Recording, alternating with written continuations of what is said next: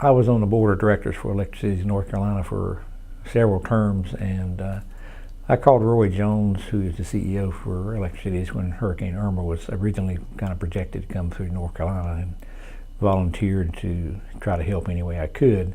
Fortunately, it didn't come to North Carolina, so I had a call from Roy who said, "Would you like to go to Florida and help the folks down south?"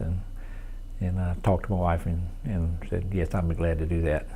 So in my earlier years, I was an engineer at Fayetteville PWC, so I had a lot of experience with substations and distribution lines and construction and how those are supposed to work.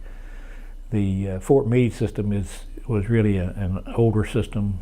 They didn't have a lot of the more modern switches and those kind of things that we have here in Fayetteville. And so it was a little different working, but we were able to grab hold of their system very quickly and begin to move forward and start putting people's lights on. And you could see the happiness with people as their lights were coming back on. They were very appreciative of all the folks from North Carolina who were down trying to help them. Our guys done a great job, and the main thing is they did it safely. And they've got a lot of experience working in different areas where the bridge was and the lines were down and crossing the main bridge where it flooded and washed the poles over. As a good example, as well as the industrial area where we had to rebuild the whole system, put up poles and transformers and those kind of things. The majority of their system was overhead. Part of their problem was a number of their poles were rotten, so whenever the winds came through, they actually broke off at the ground, so we had to go back in. And then we had lines where the poles were actually leaning for 8, 10, 12 poles all leaning that we had to get back up in a straight manner so that they wouldn't fall over or break off. So it was really interesting because the guys, they worked hard. We worked some long hours, but they done a great job and they done it safely, and that was the main thing. Pulling out the plant, everything was going easy, going smooth. Ran about 60, 65 until we got outside of Florence, South Carolina. Then it come to a dead stop, heavy rain. Then we started going about 5, 10 miles per hour for about 3 hours. So what would have been a 16-hour drive took 23 hours. So that was the toughest part. Well, we experienced Matthew. So what we seen here, we thought we was gonna see down there. When we first pulled in, we seen a couple poles laid over, nothing major, until we got to where we were working, which was Fort Meade. And he took us down the back roads and it was just devastating. Trees laying on houses, power lines laying everywhere, poles laying in rivers. It was devastating. It was about 16-hour work days, all day, 2 breaks, worked all day, doing as much as we could to get the power back on. Oh man, people were gracious. They were stopping, they were giving us drinks. We didn't have to buy nothing. They were giving us food, snacks. I mean, there were people stopping all the time, blowing horns all the time. People were really happy to see us.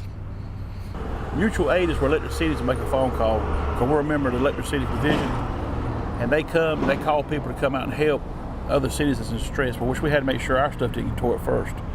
And we went down, and Lumberton went down, and we convoyed with Lumberton because they're a member of Electric Cities. Well, we got to Georgia, and we noticed the National Guard was coming down beside us on both sides of the interstate, being escorted by the sheriff department. We didn't know what was going on. We thought something bad had happened. We couldn't find out they were closing the exits off on 95 because everybody in that county in Georgia had evacuated, and there was nobody to run the stores, and people were in there looting. Yeah, so they cut off 95. Well, we didn't have no fuel. We were running out of fuel, so we had to get stopped and talk to the guy from the National Guard and told him, hey, look, we got to get off this exit. We had some fuel.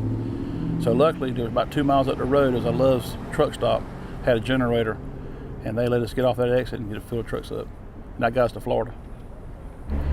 Fort Meade is, they had a lot of old construction. They didn't have but one substation, 5 circuits in it. Our line department is 70-some strong.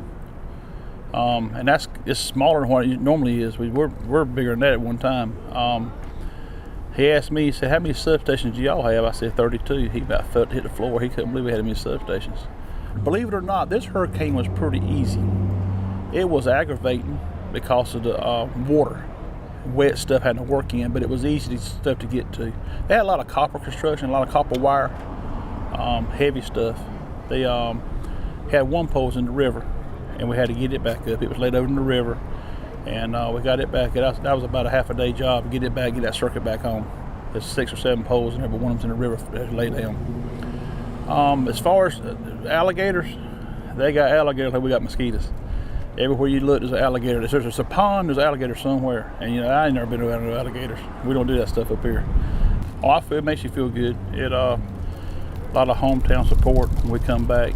People thanking us and stuff. The people riding by down 95, going down there blowing the horn, and going down there and coming back. There was line trucks and bucket trucks for days. I mean, you see them all over the highway. They're everywhere, and people appreciate it. Sure did. It makes you feel good when you know people appreciate what you do. I mean, it made me feel good to get people on because they had been without power for a while, and it was hot. So it was hot down there, so you imagine what everybody was going through and ready to get something cold and some real food and everything and sleep in a good bed. I wouldn't hesitate to go to another hurricane relief for the people. That's what makes it all about it. It's for the people. Seeing people happy, seeing kids smiling, and it's worth it. That's what makes it.